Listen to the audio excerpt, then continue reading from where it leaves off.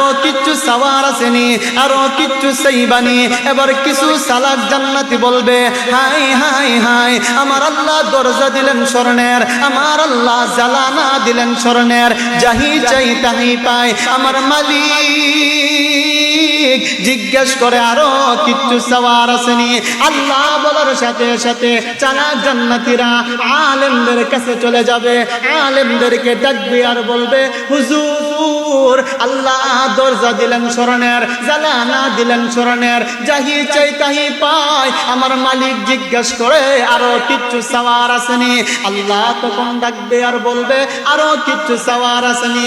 আলেমরা বলবে, ও জান্নাতীরা, আল্লাহ রে কোনদিন দেখছনি, নবী রে কোনদিন দেখছনি?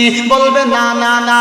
ও জান্নাতি, আমার আল্লাহ যখন জিজ্ঞেস করবে আরো কিচ্ছু চাওয়ার আসেনি, ও জান্নাতীরা তোমরা বলবা, আল্লাহ আপনার দিদার চাই, আল্লাহ আপনার দিদার চাই। আল্লাহ রব্বুল আলামিন জান্নাতীদেরকে, নামাজীদেরকে জিজ্ঞেস করবে, নামাজীরা বলবে, আল্লাহ আপনার দিদার চাই। আল্লাহ ফেরেশতাদেরকে বলবে, ও ফেরেশতারা, বিশাল বড় মঞ্চ বানাও, বিশাল বড় প্যান্ডেল বানাও, ওই প্যান্ডেলের মধ্যে চেয়ার রাখবা তিনটা, একটা হবে সভাপতি, একটা হবে বিশেষ অতিথি, একটা হবে প্রধান অতিথি।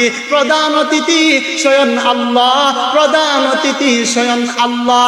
ওই প্যান্ডেলের মধ্যে যারা নামাজি তারা অংশগ্রহণ করবে, যারা জান্নাতি তারা অংশগ্রহণ করবে। বিশেষ অতিথি হযরত দাউদ আলাইহিস সালাতু ওয়াস সালাম। কেন কেন কেন এত নবী থাকতে দাউদ পয়গম্বর কেন? আল্লাহ রাব্বুল আলামিন আল্লাহর পয়গম্বর দাউদ আলাইহিস সালাতু ওয়াস সালামকে এত সুন্দর কণ্ঠ দিয়েছে। দাউদ পয়গম্বর উনার কিতাব তেলাওয়াত করতো, উড়ন্ত পাখিগুলো দাঁড়াইয়া দাউদ পয়গম্বরের তেলাওয়াত শুনতো, নদীর মাছগুলো আইসা দাউদ পয়গম্বরের তেলাওয়াত শুনতো। দাউদ পয়গম্বর কুরআন পড়েন নাই, কুরআন দেখেন নাই, কুরআন শুনেন নাই। আল্লাহ বলবেন, পয়গম্বর দাউদ আপনি কুরআন থেকে তেলাওয়াত করুন।